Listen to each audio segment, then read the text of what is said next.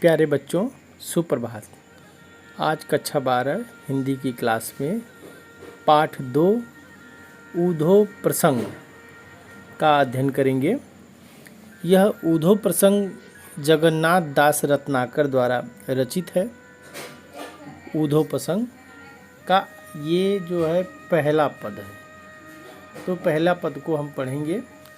इस पद का प्रसंग यह है कि गोपियों को जब यह ज्ञात हुआ कि ऊधो जो है श्री कृष्ण द्वारा संदेश जो भेजा गया है उसको लेके वो आ रहे हैं। इसमें देखिए विस्तार रूप से लिखा भी गया है। जगन्नाथ दास रत्नाकर जो है 1929 में इनके द्वारा ऊधो शतक लिखा गया है और यहाँ कवि ने भगवान श्री कृष्ण द्वारा मथुरा से भेजे गए ऊधो और ब्रज की गोपियों के संवाद के रूप में ज्ञान और योग के ऊपर भक्ति की जो विजय होती है उसको दिखाने का प्रयास किया गया है। अहंकारी ऊधो का अहंकार समाप्त करने के लिए भगवान श्री कृष्ण ने उनको गोपियों के पास भेजा था। तो अहंकारी ऊधो गोपियों को ज्ञान और योग की साधना का उपदेश देते तो हैं, किंतु गोपियां पूर्ण रूप से उक्तियों के द्वारा उनके उपदेश को व्यर्थ सिद्ध कर देती हैं, बेकार सिद्ध कर देती हैं।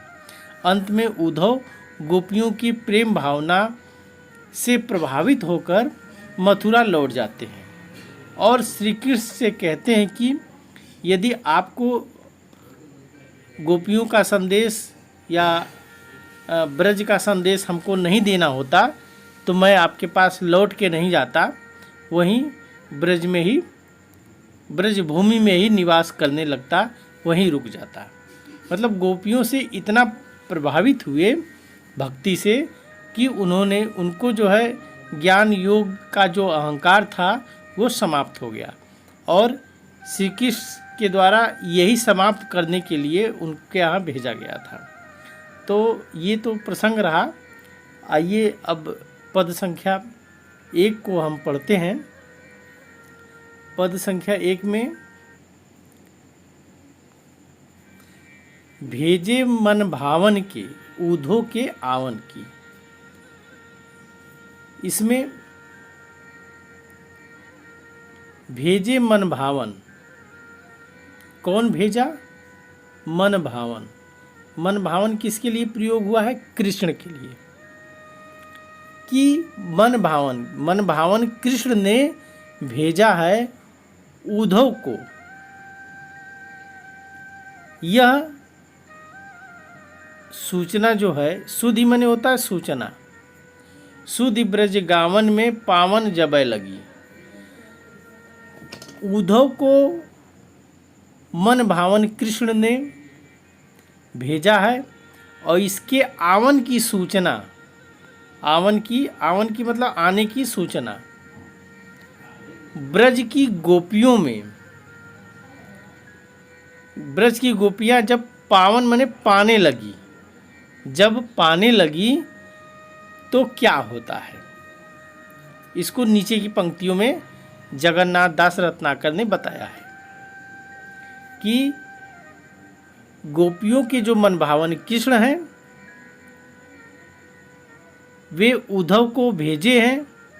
यह सूचना जब गांव में पाती हैं कि गांव में ब्रज गांव में आने वाले हैं कृष्ण, तो कहे रत्नाकर, जगन्नाथ दास रत्नाकर कहते हैं कि ग्वालिन की झौरी झौरी, ग्वालिन की झौरी झौरी, झौरी माने झुंड, झौरी का मतलब झुंड, ग्वालिनों का झुंड, गोपियों का झुंड, दौरी दौरी नंदी पौरी आवन तबै लगी। दौरी दौड़ मतलब दौड़ दौड़ के, नंद की पौरी, पौरी माने द्वार होता है, नंद बाबा के द्वार पर आवन तबै लगी, तब आने लगी। जैसे ही उन्होंने गोपियाँ सोचना पाई कि कृष्ण जो है उद्धव को ब्रज गांव में भेजे हैं संदेश लाने के लिए, तो यह सूचना पाकर गोपियों का झुंड का झुंड जो है नंद बाबा के द्वार पर आने लगा। और क्या करती हैं फिर, उझक उझक पद कंजन की पंजन पर, उझक उझक कर कैसे उझकती हैं, पद मने पैर, कंजन मने होता है कमल, कमल रूपी पैरों के पंजन पे, पैर का पंजा जो होता है, पैजन मने पंजा और कंजन मने होता है कमल, पद मने होता है पैर। जो है गोपियाँ क्या की कि उद्धव अपने हाथ में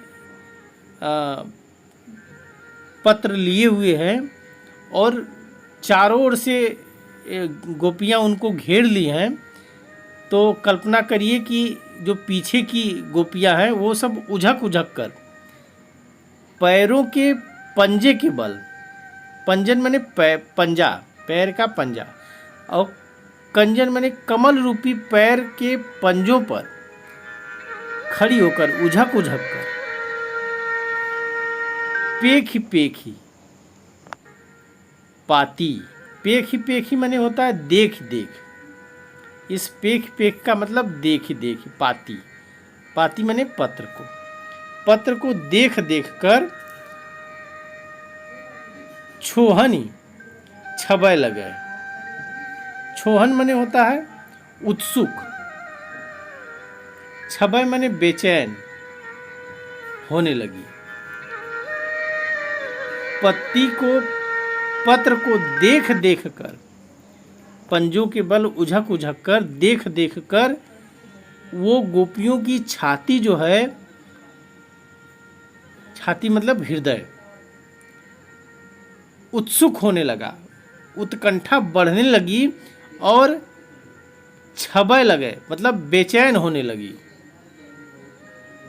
कि किस लिए बेचैन होने लगी, हमको लिखो है कहाँ, हमको लिखो हो कहाँ, हमको लिखा हो कहाँ। सभी बेचैन होने लगी और बेचैन होकर कहने लगी कि हमको लिखो है कहाँ, हमको लिखो है कहाँ, हमको लिखो है कहाँ, कि हमारे बारे में क्या पत्र में कहीं पर जिक्र हुआ है और लिखा गया है। कहन सबय लगी, सभी जो है गोपियाँ कहने लगी। तो यह पद संख्या 1 का अर्थ हुआ। इस पद की व्याख्या अब लिखित रूप में हम लोग देख लेते हैं। तो ये व्याख्या है इसकी, आप लोग इसको जो है अपने नोट्स बुक में लिख सकते हैं। और ये देखिए इसका कुछ शेष भाग है व्याख्या का यहाँ पर। और आइए इसके काव्य सौंदर्य के विषय में चर्चा करते हैं। तो जैसा कि काव्य सौंदर्य के 2 पक्ष होते हैं, एक भाव पक्ष होता है और एक कला पक्ष होता है। तो भाव पक्ष में आप लिख सकते हैं कि भाव गोपियों की व्याकुलता के भाव उनकी स्वाभाविक मानसिक प्रवृत्ति का सूचक है, और विशेषकर तब जब संदेश भेजने वाला प्रियतम व्याकुलता के विषय में कहा गया है। गोपियों की उत्सुकता के भाव का स्वाभाविक चित्रण किया गया है। और रस यहाँ विप्लम श्रृंगार है। विप्लम श्रृंगार को ही वियोग श्रृंगार ही कहते हैं, उसका दूसरा नाम विप्लम श्रृंगार है वियोग श्रृंगार का। और कला पक्ष में जगन्नाथ दास रत्नाकर ने ब्रज भाषा का प्रयोग किया है। शैली इनकी मुक्तक है। छंद मनहर सवैया छंद है, मनहर सवैया छंद का प्रयोग इन्होंने किया है। अलंकार अनुप्रास रूपक पुनरुक्ति प्रकाश विप्सा और पद मैत्री ये कुछ है। गुण माधुर्य है और शब्द शक्ति लक्षणा का इन्होंने प्रयोग किया है। आशा करते हैं पद की व्याख्या आपको समझ में आई होगी। और आज के लिए बस इतना ही। धन्यवाद।